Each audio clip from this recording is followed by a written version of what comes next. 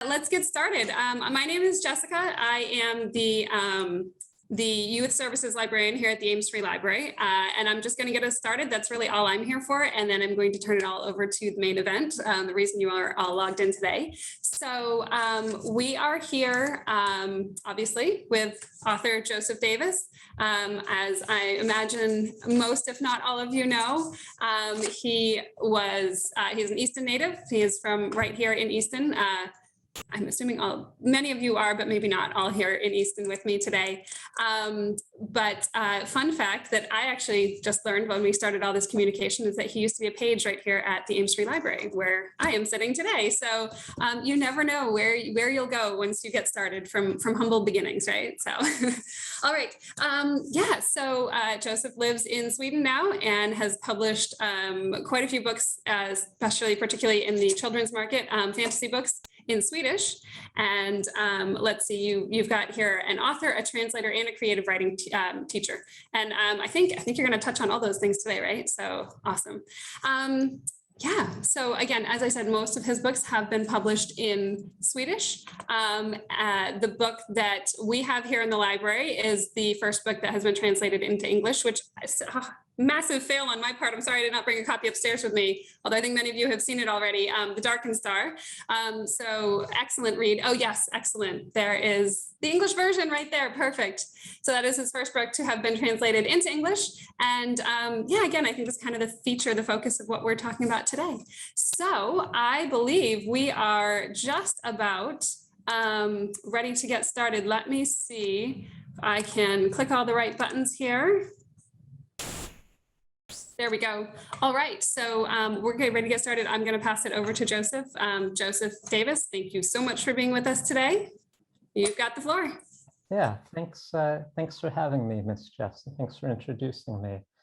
So now you've all heard a little bit about me, and I'd actually like to hear a little bit about all of you. So as you know, we are recording, so I'm not going to ask anyone to be too personal or to speak on camera, but if you'd like to write the name of a book or a film that you really enjoy in chat, I'd like to see that. And you can get to the chat by looking at the bottom of the screen. There should be a speech bubble that says chat. You can click on and you can type a message that everyone will see. Please feel free to type the title of a book or a film that you enjoy. You could also write your name with that, and if you would, otherwise your name will show up, I think, with your message. Yes, but the title of a book or a film that you enjoy. It doesn't have to be your favorite, but just one that you like. So I see we're getting some answers here. Carolyn says, Lord of the Rings, and your book, of course. Well, thank you. That's very kind. Yes, I love Lord of the Rings. And Dune, we have there. Great book, very long and dry, suitable for a book about a desert planet. Looking forward to the new film, that Chronicles of Narnia. Some of my favorites there, that series. Some of them are quite inspirational to me. The Princess Bride, hilarious film. I haven't seen the movie. No, sorry, haven't read the book of that. I have seen the movie. It's quite hilarious. The Lynn says, I don't have a title for you. I want you to know I'm here with Achol, and Amer Lynn. Oh, and Amer. Yeah. I gave Achel Darkenstar for her 11th birthday. Well, greetings to all of you. That's great. And I hope that you enjoy the Darkenstar. Happy birthday, perhaps happy belated birthday there. So I'm wondering if any of you here have seen the film Shrek. You can raise your hand or write yes in chat or shake your head or write no in chat, but okay. So I'm seeing some raised hands there. Yeah, is there, yeah, yes, you've seen Shrek. Did you know, and I'm seeing a thumbs up, did you know that the movie Shrek is actually based on a book? So I did not know that personally until, as a teenager working at the Ames Free Library, I happened to reshelf the book Shrek and discovered that. So I've never read the book Shrek, so I can't say that I've enjoyed the book, but I can say, based on the film, that it's a story that's near and dear to my heart because it's been extremely useful to me, the story of Shrek, in answering a question that I get all the time here in Sweden. And that's the question of, where are you from?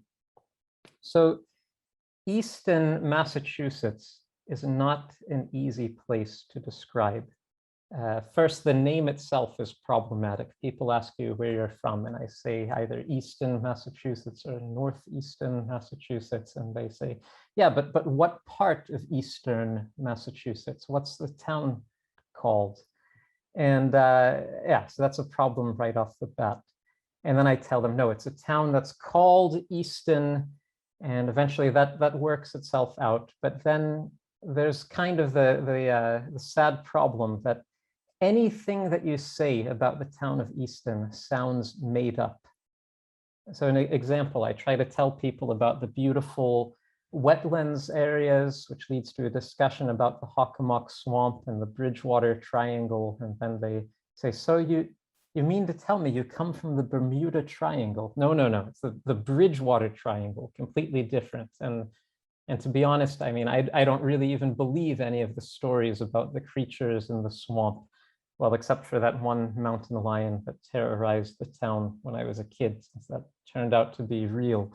But then I see that the conversation with this Swedish friend is going nowhere. So I change topics and talk about the local geology in Easton. And they say, what do you mean to tell me that your hometown is built in the crater of a giant volcano? But yeah, I say, but I mean, it's not something we ever talk about or think about. And then seeing their brow furrow, I change the subject again to talk to them about the architecture in Easton. And then I have to explain how our local library is a European castle, and so is our town hall, though it's not really our town hall. Mostly it's just a castle. It's built right next to the library, I tell them, on the edge of the volcano, which is also a Native American burial ground.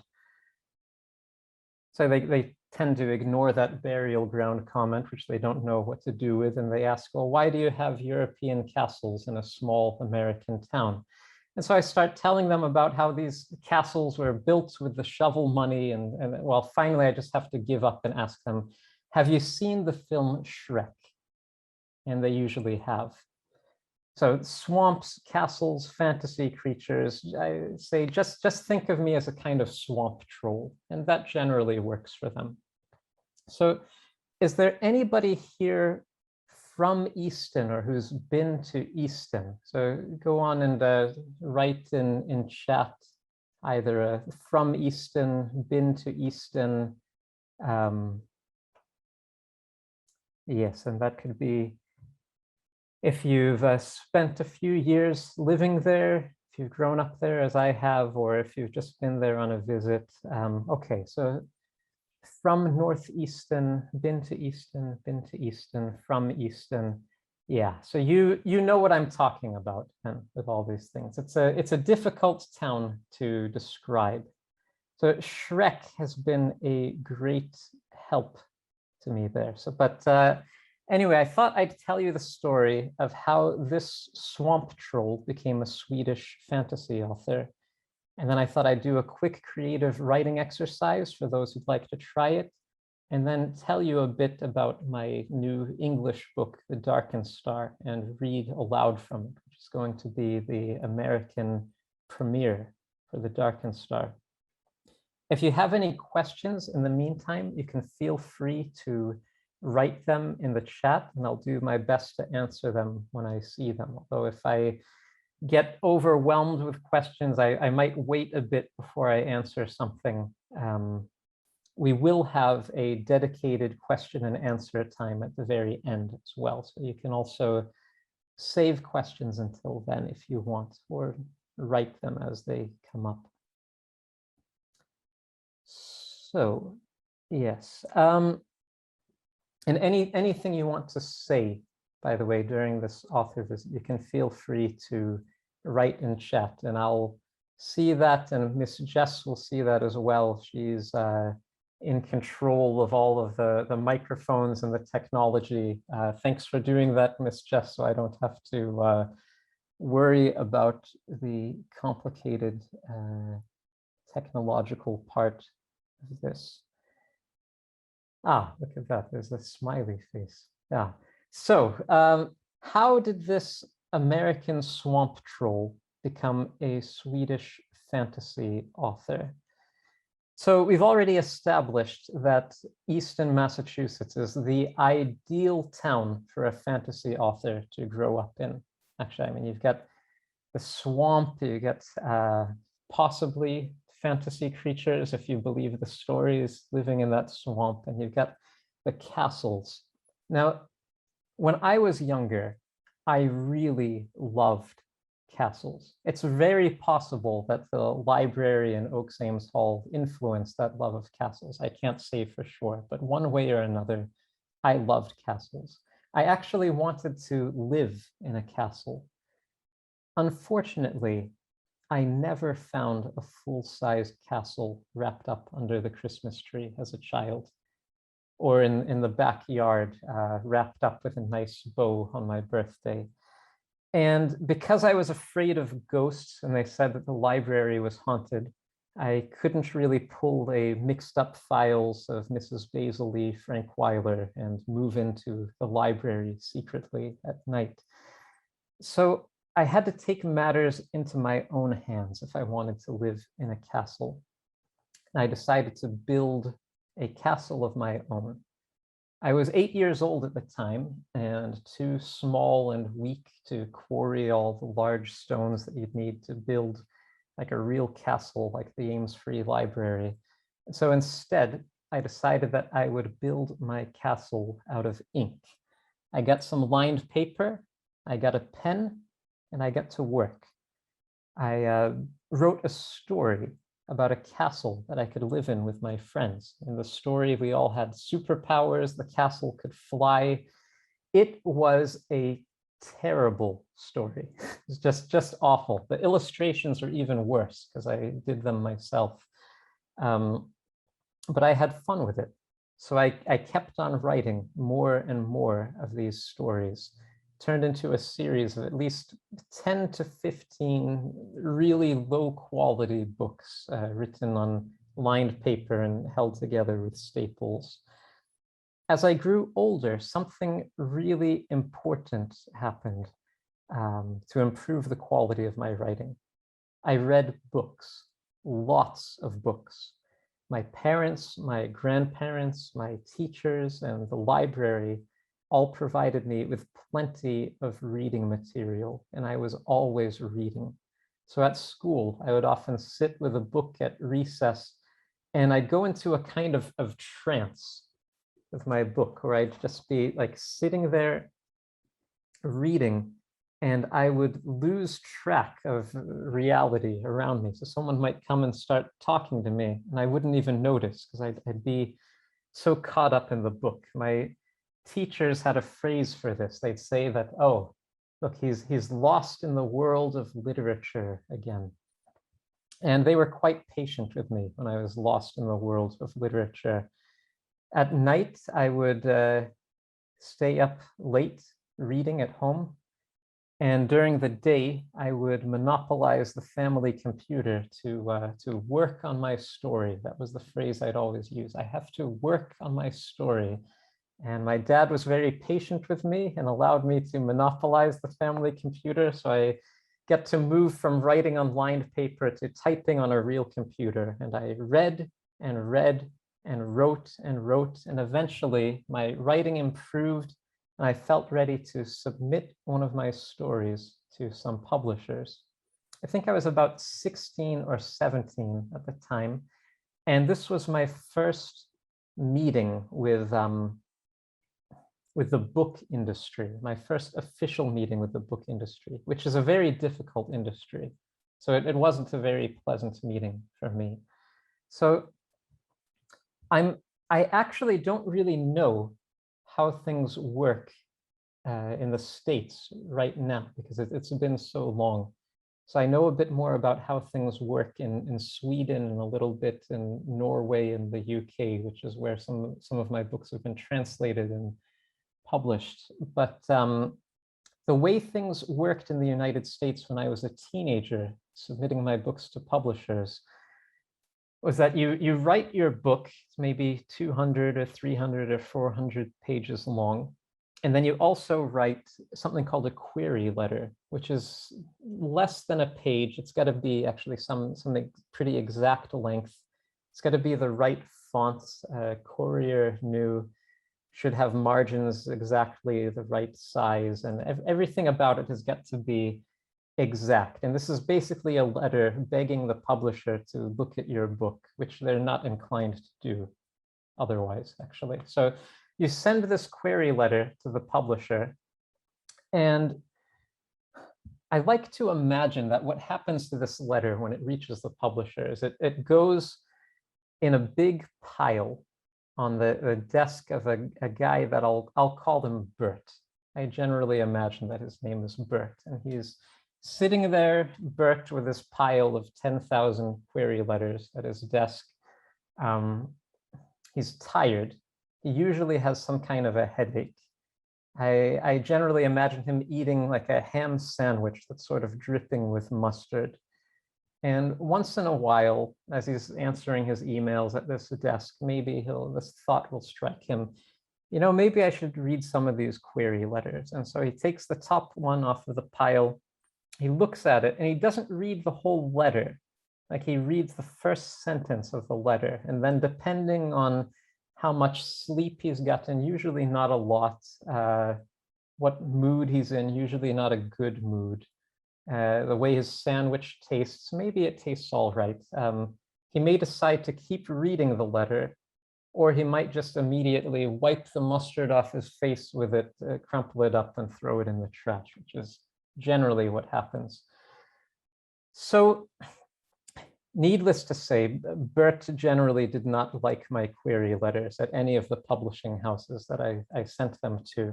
And so my first meeting with the American book industry was not a nice one. In fact, my dreams of becoming a published author were utterly crushed.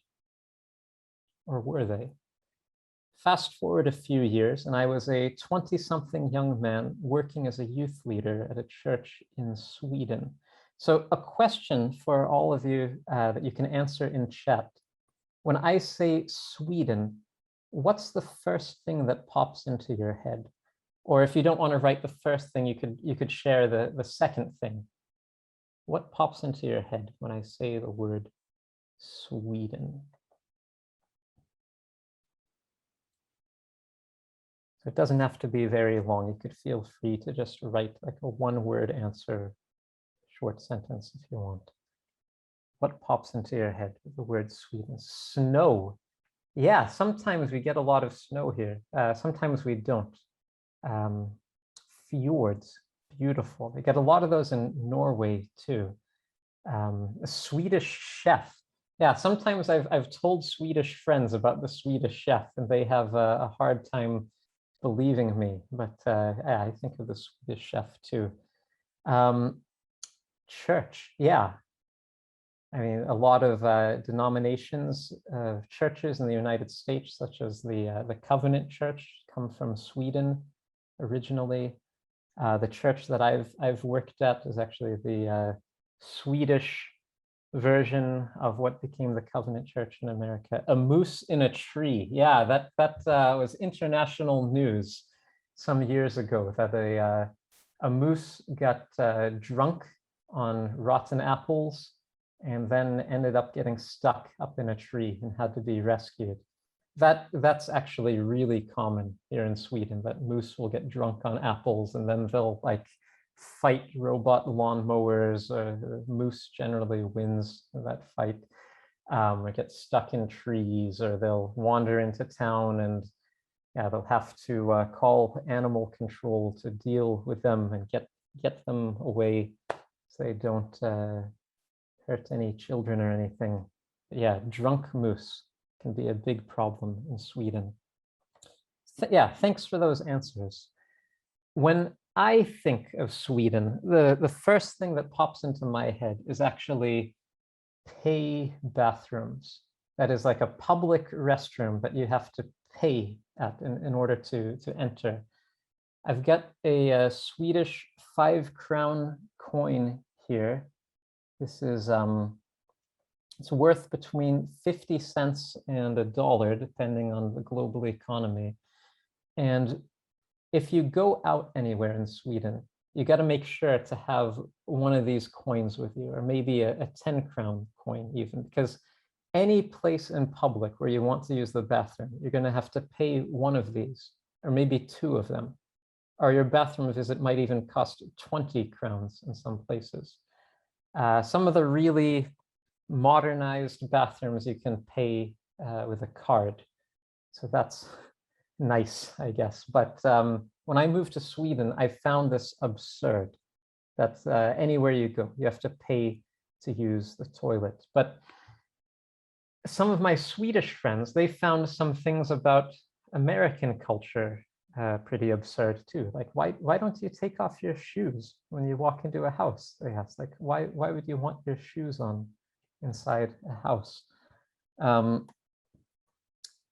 And cross-cultural communication is often a meeting with the absurd, since what's counted as common sense and the kinds of things you can take for granted, they really vary from culture to culture. So this can lead to a lot of tension in cross-cultural communication. It can also lead to a lot of humor.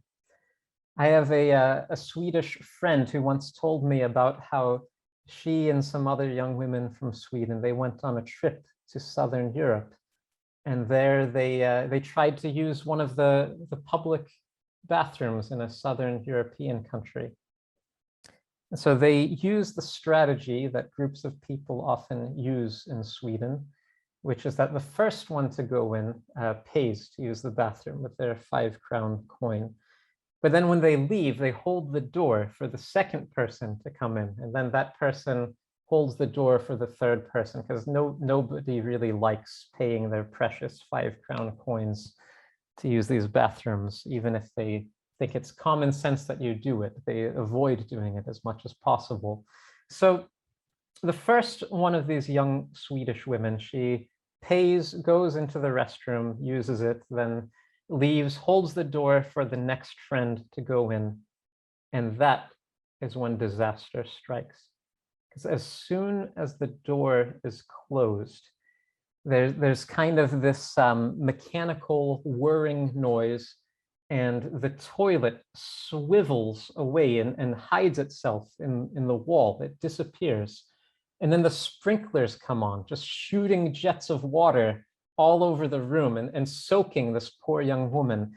And she is horrified. She screams, she tries to open the door, but it's locked now and she can't get away. Now, I'm not sure what country this is, but I've come to understand that for the natives there, this is just common sense. Of course, the bathroom is going to clean itself after you leave. Like, why would it not do that? It would be unhygienic for the bathroom not to do this automatic sprinkler thing. But for this poor Swede who thought she could get away with not paying, this was like something from a horror movie. She thought that it was some kind of a trap, like a booby trap in this bathroom to punish people who try to get in without paying. From my perspective, that's pretty hilarious. And that kind of humor is actually something that I use in a lot of my Swedish books, this cross-cultural misunderstanding humor. But I'm getting ahead of myself now. So why do I have Swedish fantasy books to use that kind of humor in? I'd like to show you a picture here. I'm going to see if I can manage it now. So I'm going to first bring the picture up on my screen, and then I'm going to try to share my screen. Let's see. Is this going to work? So would you like to write a yes in chat, or maybe show me a thumbs up on the screen if you can see a picture of a young man in a hospital bed? Okay, yeah, so this is working great. So this is a young man named Marcus. He was one of my teenagers, confirmation student, also one of my scouts. I was a scout leader. He's lying in that hospital bed because he got injured on a school skiing trip. I don't know if any of you have ever been on a school skiing trip. You could write that in chat, actually. Has anybody ever been on a skiing trip with school? Okay, yeah, so Kathy, I see some earlier messages in chat. So Carolyn, used to be like that in Buffalo too. You'd have to pay 10 cents. I am so sorry to hear that you had to pay like that. That's awful, I think. Alin says, sorry to leave this chat. We have a commitment for lunch, need to hit the road. A troll was speechless at the author of her book. Wished her a happy birthday all the way from Sweden. Thanks for making her day. Oh, that's great. Thanks for sharing that. Okay, yeah, so some of you have been on ski trips, at least one, but some have not. Yeah, I've never been on a school ski trip, but that's something that's really common here in Sweden, is that schools will take their students on these skiing trips to kind of build community and if possible, break some of their bones. And they managed to do that with poor Marcus. So he broke his femur. He also broke, I want to say, like his humerus, really close to the elbow, and it was not humorous in any way, actually, because he was hurt bad. He had to be in that hospital bed for weeks, or over a month, in pain as he recovered.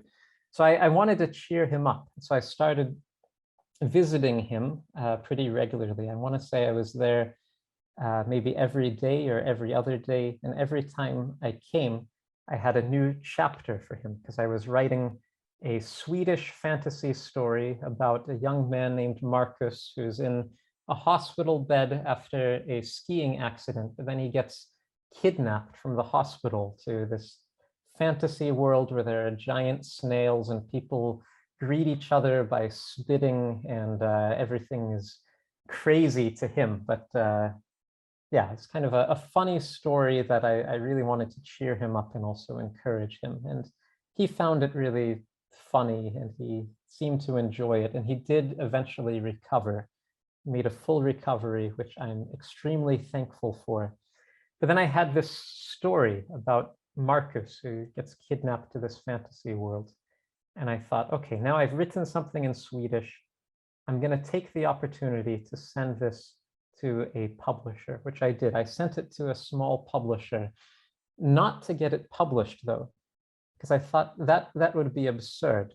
Like, how could I manage to publish a book in my second language, Swedish, when I never succeeded in my first language, English? I sent it to the publisher to try to get the editor to look at it and to critique it. Tell me what I've done wrong so that I can improve, so that I can become a better writer. So I sent my story to them, and I waited And a couple weeks later, I got a phone call from the publisher. And that I thought was a bit strange because I was expecting an email, but they wanted to call. So I was a little bit panicked, but I answered the phone. And it was the publisher, and they had some bad news for me.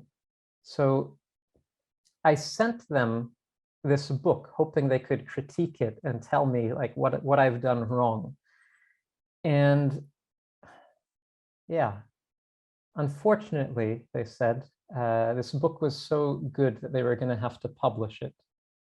But because it was so short, they needed me to write 2 more of approximately the same length that could then be combined into one book. So I did that, and then they published it, and it ended up as this book, Marcus of Trulyrion here.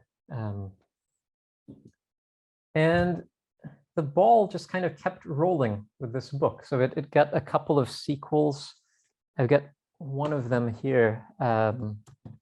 Let's see, I've run out of the second one, but this is the 3rd book, Syrianus Gåta, in that series. It's also gotten a spin-off series as well. This is the 1st book in that series, Lungspiran. The next book is going to be coming out in a couple of weeks, hopefully. And there's also an audio book, and it got translated into Norwegian, should be coming out in Norway sometime, don't know when.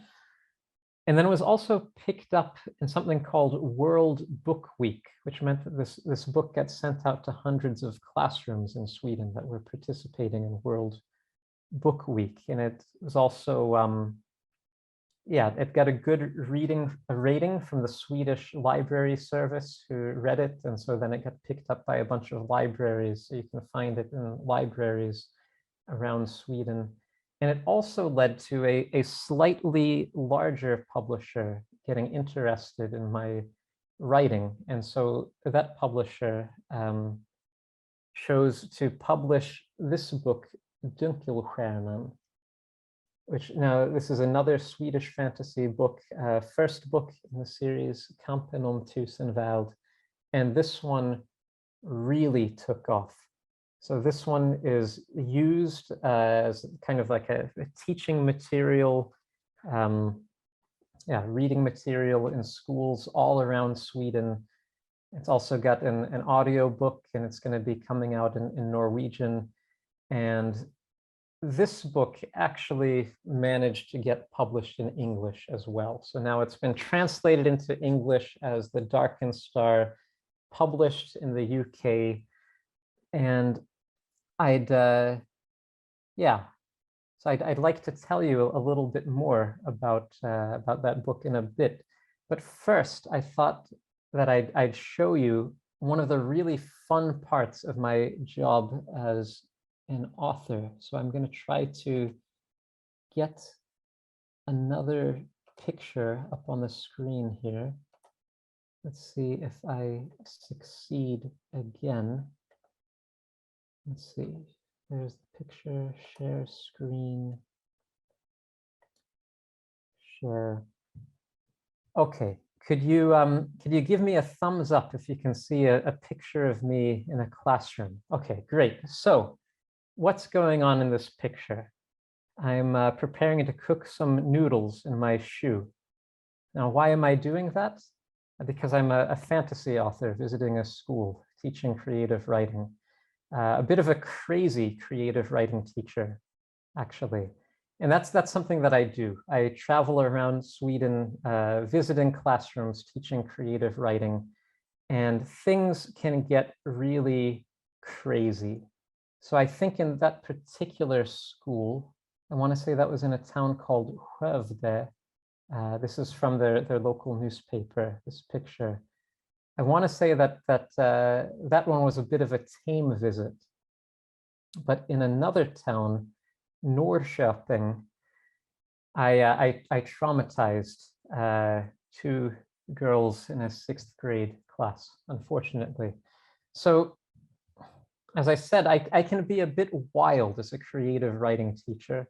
So I'll do things to try to yeah, keep the students engaged, to change things up now and then. For example, I might show them a picture, or I might ask them to stand up and do something, or I might just leap onto the top of some poor student's desk and break it in half right in the middle of my lesson, which I did in Norrköping.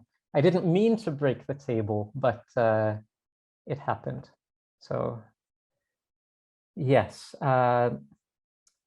if I had the chance to get into all of your homes and jump up onto the table and maybe break it in half, I would.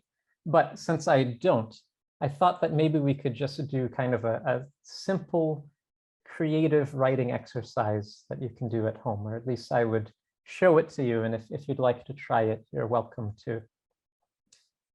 But first, I'd be interested to hear some of your thoughts about writing. So if you think about like writing a book, what's something that you might think of as important? What's important to think about if you want to write a good book? There's no wrong answers here. You could write something just really practical, like you need a pen that works, for example, or you could choose to do something more about like the technique of telling a story. Like it's important that you maintain like a steady pace, or that you vary the pace, or that you have really compelling characters or something like that. Okay, yes, interesting characters. Yeah, I would say that that's something that's really important to have in a good story. And that's something that thankfully readers of my books here in Sweden have really enjoyed my characters. That's something that comes out in the reviews. I'm really happy about. So how to clearly get your ideas across to your readers. Absolutely. Writing is about communication. If your readers don't understand what you're trying to say, then you've got a problem. How to begin, I mean, is important. Start your story. How are you going to write it? You know, without a beginning, you don't have a story. Interesting plot. Yeah, like a series of events that really hooks the reader, that's compelling, something they want to talk about with other people later. Interesting plot is great. So all of those are great ideas about things to think about if you want to write a good book. I have another idea that I think is very important if you want to write. And I'm going to show you that idea. I'm going to mute my microphone first. I think, Miss Jess, I may need to ask you to save me and unmute me afterwards. I guess I'll wave frantically if that's the case. So I'm going to mute my microphone and show you something that I think is very important for writing a good story.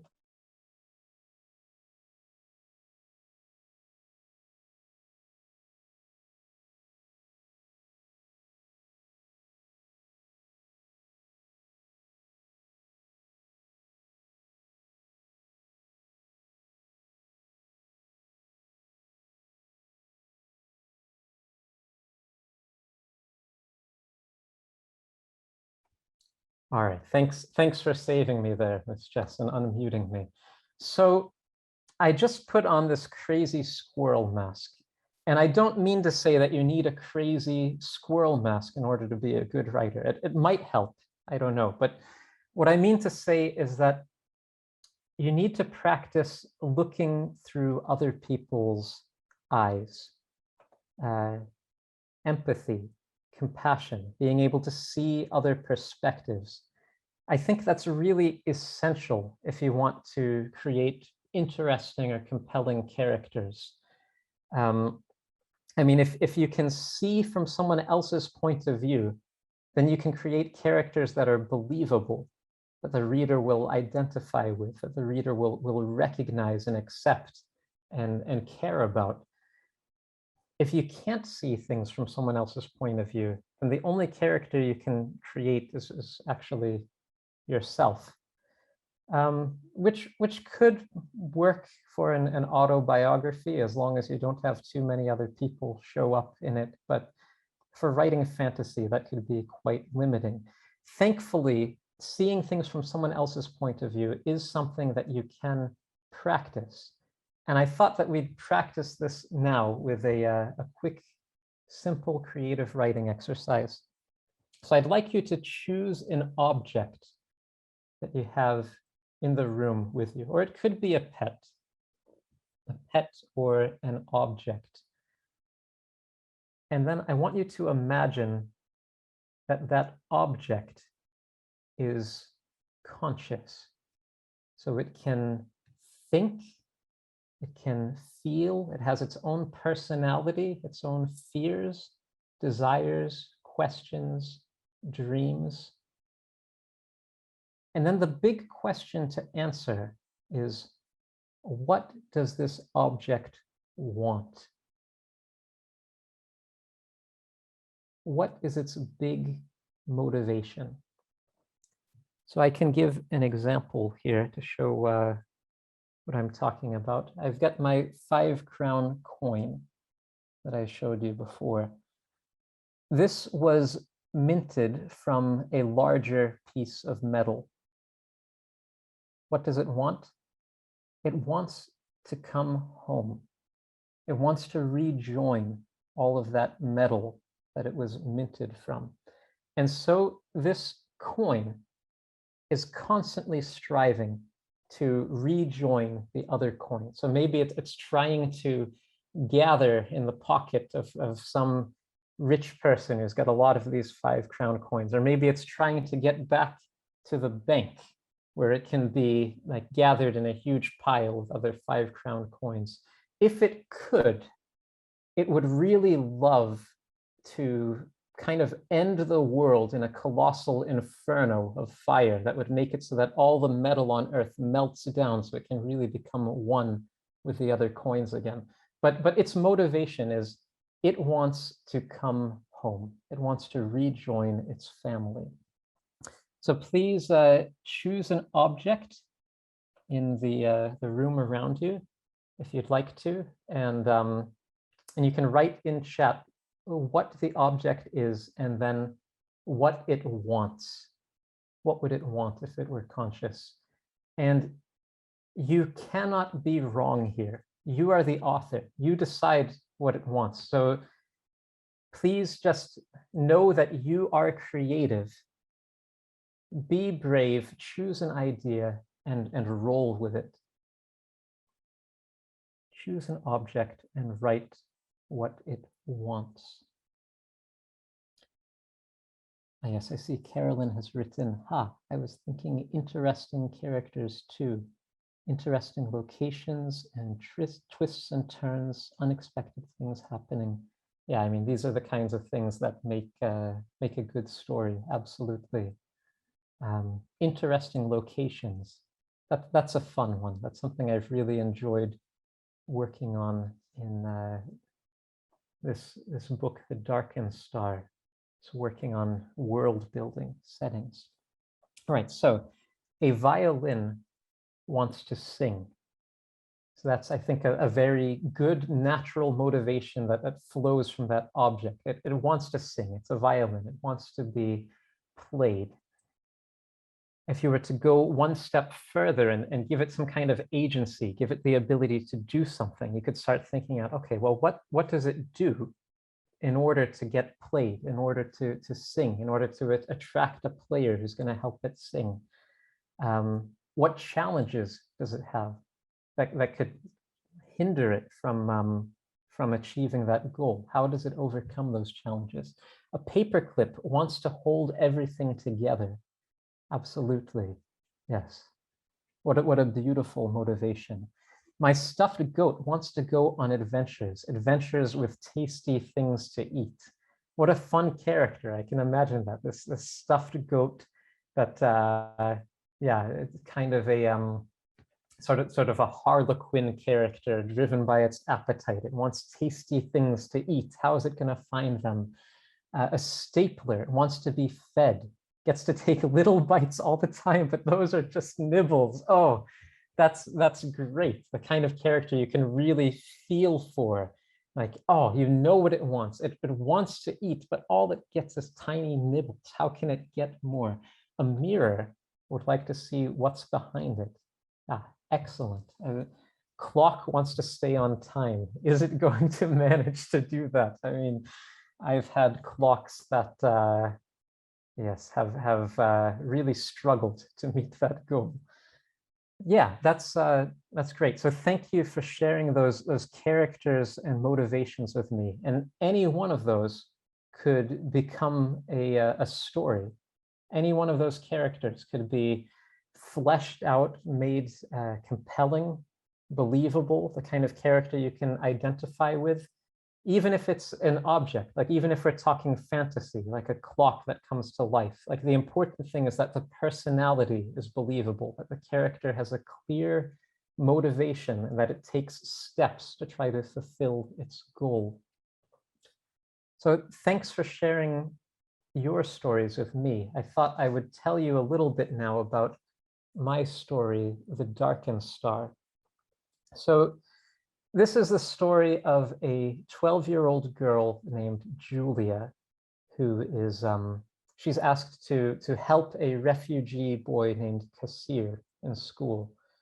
And this is a task that she really resents. She doesn't want to be the one always making sure that Kassir is following along in class, that he understands everything, that he takes his pencil out and starts doing his math. And yeah, she doesn't enjoy it. But then something happens. She and her little brother, Edvin, are forced to flee with Kassir because they're chased by these creatures. And they have to flee to Kassir's world. As it turns out, he comes from another world called Thousand World. And this is a place where creativity works like a kind of magical power, where art comes to life. And so if you want to be powerful, if you want to really change things, you develop your creativity. You work on your painting or your writing, or maybe your dancing or your music, maybe martial arts, like different ways of using your body creatively. And if you really hone those skills, then you can become like a powerful magician and actually create new worlds. And in Thousand World, Julia gets a little taste of what it's like to be a refugee herself, as the tables are turned and Kassir has got to help her adapt to a new culture, a new language, to kind of find her way in this new school she goes to, where she's going to hone her creative talents. But as she's working on developing those creative talents, she also gets to see how she can help, because Thousand World is a world in crisis. I see another message in the chat. My snake plant sits on a table asking to be watered and have a lot of sun on its leaves. Please add other plants to my container so I will not be by myself any longer. Yes, that's a classic motivation, this loneliness, the plant longing for more plants, much like the coin longing to come back to its family. Yes, thanks for sharing that story. So yes, I almost forgot to tell you about the competition. So Thousand World, this is a book that's all about creativity, a topic that's near and dear to my heart. And because that topic of creativity is near and dear to my heart, I thought that I would invite young readers to be creators in Thousand Worlds, to use their creative abilities to create maybe new worlds, new characters. And so I'm running a competition where readers in grades 5 to 8 can read The Darkened Star and then submit their own texts, maybe short stories, poems, maybe a recipe from someone who has the talent of cooking, maybe an article in the school newspaper in Thousand World. They can submit texts or illustrations to this contest for the chance to become Swedish fantasy authors or illustrators themselves, because my Swedish publisher has agreed to publish an anthology with texts and illustrations by young readers in grades 5 to 8. And I'm also going to write a short story that's going to be part of that anthology, which is coming out in the spring. So if you know any young authors or illustrators who might be interested in that, I'm just going to pull up the competition here. Yeah, I've got the link. I'm going to post this in chat here, and you can feel free to share this link yeah, with any aspiring authors or illustrators in grades 5 to 8. Now, they're going to have to be signed up by their teachers if they want to enter the contest. So the whole class doesn't have to be participating. They could just ask their teacher to write me an email. All the information about how to do that is on the page there. And that way, like I can send a free book to the teacher, or like a PDF, a digital copy of the book as well. And that also makes the admin a bit simpler for the competition, because then it's, yeah, it cuts down the number of email conversations. If one teacher is signing maybe 20 students up rather than 20 students individually contacting me. So yeah, please do feel free to share that. In a moment, I'm going to read from The Darkened Star, to have the actual premiere read aloud of this book in English. But first, I was wondering if you have any questions that you'd like me to answer, maybe anything about my books, my life, anything about creative writing. You can feel free to write those questions in chat now. If you would like to ask your question aloud, you can write in chat that you'd like your microphone to be turned on, and then Miss Jess will arrange for that.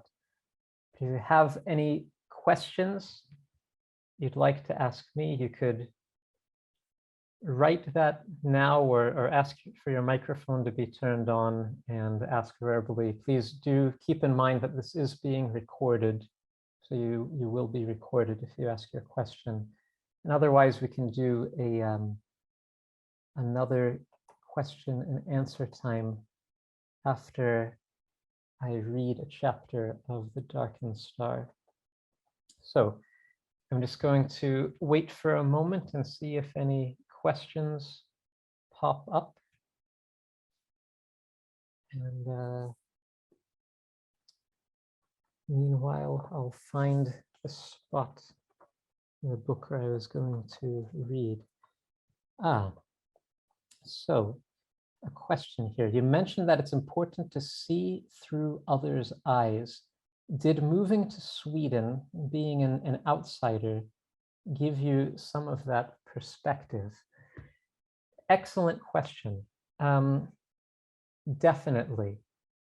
Like I would say that some of my adventures and misadventures in cross-cultural communication helped me to really get an idea. What is it like to move to a new world? What is it like to be like a character in a classic fantasy book, like say The Chronicles of Narnia? You go into the wardrobe and you find yourself in a new world that has a new culture, a different way of greeting people, a different way of showing respect. Like what kinds of tension can arise from that, and also what sorts of humor can arise from that. So definitely I've been inspired by my own experiences in moving to another country. Another question, will you be coming to the USA anytime soon? Yes, So my childhood dream of living in a castle will be realized, or almost realized, because I will be visiting the Ames Free Library as author in residence, well, staying in the Queesit house if I don't find a way to sneak into the library like the children in the mixed up files of Mrs. Basil Lee Frankweiler. But this summer, the summer of 2022, I will be visiting the Ames Free Library, doing some writing, maybe doing some writing courses as well, if anyone would like to join me in some creative writing, but more information about that will be coming. So there's a question from Diane. Will there be a sequel to The Darkened Star? Yes, there is already a sequel. I'm going to show that on camera here. This is the Swedish sequel to The Darkened Star. It does not exist in English yet. This is actually a series. It's planned for 5 books. I've written the 3rd one in Swedish, and that will be coming out in Swedish in the spring. And I'm looking forward to start working on the 4th one. So I don't know when this book will be available in English, but there is a sequel. More information will be coming about that. So if there's no more questions at the moment, then I think that I will get this American premiere reading of The Darkened Star going. So I'd actually like to read from chapter 18, the book, rather than chapter 1.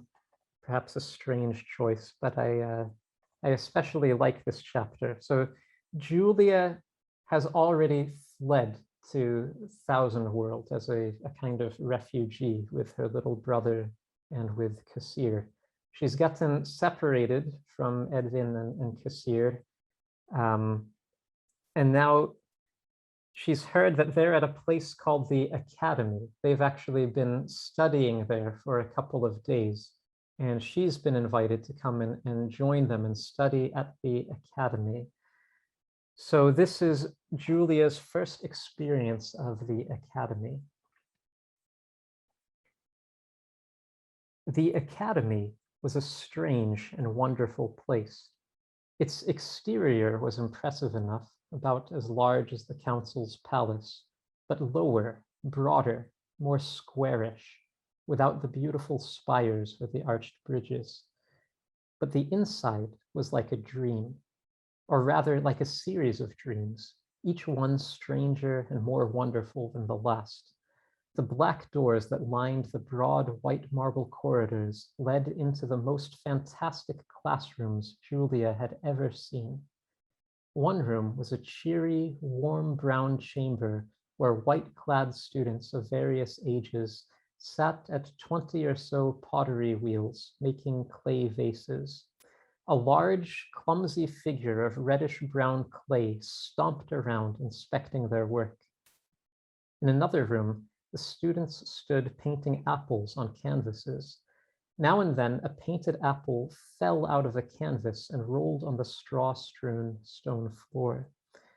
There were music classrooms, and classrooms overflowing with the delicious smells and the hectic sounds of cooking, dancing classrooms, and classrooms where the students were busy sculpting in various materials. One door opened out to an enormous garden with a seemingly endless hedge maze. White-clad students were trimming hedges into exquisite animal shapes, and some of these began to move as soon as they were finished. For Julia, the Academy would have been like a wonderful dream that she never would have wanted to wake from if it had not been such a nightmare. No one she met could speak Swedish. What she heard was mostly the whistling and babbling language she had come to recognize as Sulalian, Kassir's mother tongue. That and laughter. In each room, her brief visit went roughly the same way. The student who served as her escort led her straight to the teacher. After a brief, incomprehensible conversation, the teacher said something to the whole class. The students stopped working, stared at Julia, and began babbling quietly to each other. Then, in front of everyone, Julia was forced to take the test. At least she assumed it was some sort of test. For what the teacher did, sometimes with hand signals and sometimes by taking her hands and moving them, was to make her do the same sort of art as everyone else. And as she struggled with the pottery wheel or the hedge clippers or the dough or whatever it was, she felt everyone's eyes on her. The teacher's gaze weighed especially heavily on her, as the man or woman, or in one case, the living clay sculpture, said something in Trulyrion now and then, perhaps an evaluation of her efforts, or perhaps some instructions that she didn't understand. Every test ended the same way, a disappointed sigh from the teacher and scattered laughter from the students. Some of the teachers told their students off and made them stop laughing. When it was all over, Julia was sent on to the next classroom, escorted by a new student guide. After the third test, Julia looked sullenly down at the floor, avoiding the teacher's disappointed gaze. After the fourth test, she was struggling to contain the burning tears threatening to well up in her eyes.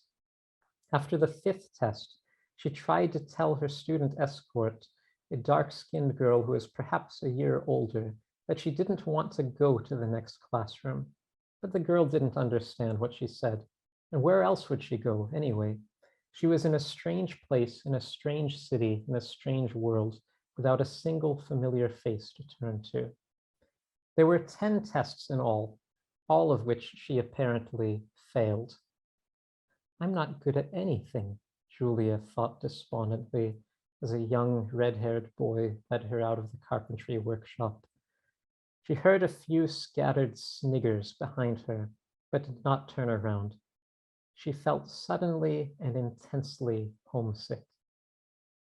Thankfully, it wasn't a classroom that the boy led her to, but rather the cafeteria. Julia smelled the wonderful aroma of food in the corridor outside, and her stomach awoke and reminded her that it had been a long time since she had eaten the blue mash at the hospital. The boy led her around a corner and through a doorway, and she found herself in the academy's enormous cafeteria. Students of all ages sat eating and conversing at dozens of long black tables that lay spread out over the expansive checkered floor. When Julia realized this was her destination, she breathed a sigh of relief and thought how wonderful it would be to sit and eat instead of doing tests. Then the red-haired boy whistled something and disappeared out into the corridor. Suddenly, Julia realized that she didn't know what she was supposed to do. Her hunger gave way to swift-growing anxiety. It was obvious that she was supposed to eat, but she couldn't see where she was supposed to get the food, and the intimidating, crowded tables held no familiar faces. For a long moment, she stood in the doorway, studying the scene nervously. A portly young man, who might have been an older student or a younger teacher, babbled something at her as he elbowed his way past her. She looked away and moved out of the doorway with burning cheeks. Now she didn't care about the food anymore. The only thing she wanted was somewhere to be, somewhere where she wasn't in the way, didn't stick out, didn't get any strange looks or laughter. But her shifting gaze found no safe haven, only an inhospitable sea of white-clad students babbling at each other in a language she didn't understand as they ate food that she didn't know how she was supposed to get. She considered leaving the cafeteria, perhaps leaving the academy altogether. But where would she go? No, she thought. I'm here and I am going to eat. She steeled herself and followed the young man. He had just come in, and logically, his next step should be to get himself some food. She followed him at a distance across the checkerboard floor, and saw how he disappeared through a black door at the far side of the room. The food must be in there. She forced herself to walk with her head high, to act as if she belonged and knew what she was doing. With feigned self-confidence, she strode up to the door and opened it. And that's where I'm going to end this reading today. And what happened on the other side of that door, if it was a triumph or a disaster, you can find out by reading The Darkened Star. So this has been published in the UK. If you want to get it in the United States, you can order it on Amazon. And I'm actually running a special at the moment where if you order the book on Amazon and contact me and let me know that you've ordered it, maybe send me a screenshot showing that you've ordered it or something like that. I'm offering a free additional signed copy, which I'll send from Sweden, that you can share with someone who you think might enjoy this story. Yes, so thank you so much for listening in on that American premiere of The Darkened Star. I'd like to do one last question and answer session, but I think that I'd actually like to stop the recording first so that then we can turn on the microphones and no one has to worry about what they're saying ending up on TV somewhere. So yeah, thank you to everyone who has tuned in to this live event, and also thank you to everyone who's tuned in to watch this after the fact. You can find more information about The Darkened Star by Googling The Darkened Star or going to thousandworld.com. Yeah, and there you can find ordering information as well. So thank you so much. And Miss Jess, please turn off the recording. Yes, I will stop that in just a moment. Before I do want to say a great big thank you. Thank you to Joseph Davis for joining us today and for this really great presentation. So I will stop that recording.